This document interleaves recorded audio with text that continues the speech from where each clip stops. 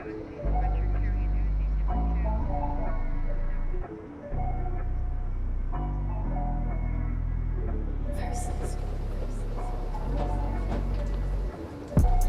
can't keep waiting, the leader steady debating.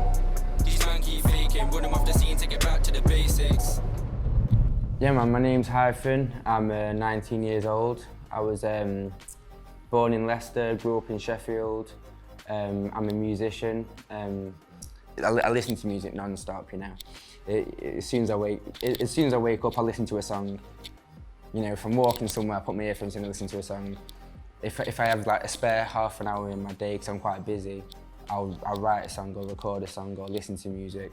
Yeah, I think music's just, yeah, it's just the best, man. It's all I really think about.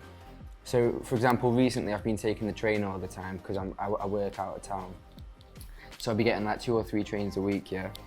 And I feel like when you're on a train, time sort of stops, you know what I mean? So from your sort of start point to your destination, you've got this window of time where you're just sort of frozen in that moment on the train. So I just sort of observe people, you know what I mean? Like, oh, that guy's just on Instagram or Facebook or whatever, and I think that's a waste of an hour, man. You got an hour on this train, you could be doing something good. So I just listen to music, or I write music, or just look out the window. And I started writing some music, and I was looking down, and I had the white Air Force on, and I think I looked down the aisle, and I seen like someone else with some white Air Force on, because everywhere you look, yeah, everyone's got white Air Force. So then the song goes, I just copped some all white forces, feeling 14 white in a female. For a left-wing rapper, man, I buy a lot into retail. Don't want to get into detail. I've been scrolling on JD, Hate Me, ASOS, Urban Outfitters, trying to make sure my wage gone. So the whole thing's about, and the song's called Train of Thought, so the idea is like, it's questioning sort of consumerism, do you know what I mean? So one, why have I bought these white Air Force? What's the point, do you know what I mean? But then also allowing myself to be young and spend my money stupidly for no reason. So I don't know, so I guess your inspiration can be as something, you can take it from something as big as like a breakup, do you know what I mean, which is sort of typical in music, or something as simple as buying some shoes. Because if you buy some shoes, straight away you're having this conflict in your mind, like I'm sort of against consumerism and capitalism, yet I'm buying night clothes and, you know, I've got a chain on and I'm like, do you know what I mean? So I'll just be writing, just constantly writing from quite a young age, and rubbish music as well, man, really, you know, not very good. I remember I have this sort of vivid memory of showing my dad a song that I made, like, Dad, listen to this song. And he listened to it and be like, yeah.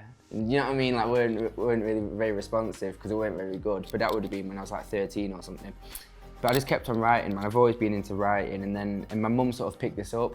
And my mum's, I don't know, my mum's quite ambitious for all of us, for me and my siblings, about like, you know, go to dance lessons, music lessons, swimming lessons. She wants us to be like the best we can be. And around that sort of age, when I was writing a lot, I was sort of underachieving at school, and, you know, getting into little dramas at school and that. She was like, you know, worried about me in terms of like what's your drive or whatever. And she has a friend called Vicky, who's the head of Hive South Yorkshire, which is a poetry collective for what is it, 14 to 25-year-olds or something. And it was a poetry night, but I was rapping basically on a beat, on a Mad Lib beat. So what was the line that I say in the thing now? It's my Muslim friends don't associate with terrorists in the same way that my Christian friends don't associate with Genesis. So it was something like that, and then everyone was like, whoa! And it was around the time when, you know, there was lots of like Islamophobia and stuff going on in the media and that. So I think people like to see a young person who looked like I did, had a shaved head and like a slit in my eyebrow and an earring, but then I was talking like politics and stuff like this, and it was kind of a weird thing at a poetry night. So then, you know, a week before this, I never performed in my life. I didn't even show my friends my music, do you know what I mean? Because I was quite shy about it. And then come this weekend, I've performed twice and I ended up winning the slam bars as well. So it was a big boost for me in my confidence. But yeah, like you were saying about, I sort of took the opposite route of recording first and performing later. I performed first and recorded a lot later. And a lot of that's just to do with sort of confidence, not feeling like I was ready to actually make an official song. I felt like because I've performed so many times, and I met so many people, and I heard so many other people perform and that as well. I felt like when I did release music, it felt like I knew what I was doing, do you know what I mean? It wasn't rushed, and I think that was quite a good decision. If it was intentional or not, I don't know, but it worked out all right. But I want an audience. I say in a song again, I'm going to quote myself again, just big myself up, it's like, you know what I mean? But I say in another song, the unreleased song, I go, I'd rather have 10 followers that understand than 1,000 fans.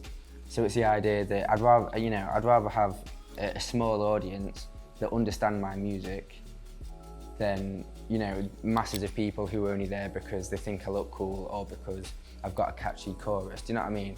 So I guess being aware of that and just putting a lot of thought into my music and writing music for myself and no one else, and then if I release it, whoever likes it, like it for me, not because I've made it for them, if that makes sense.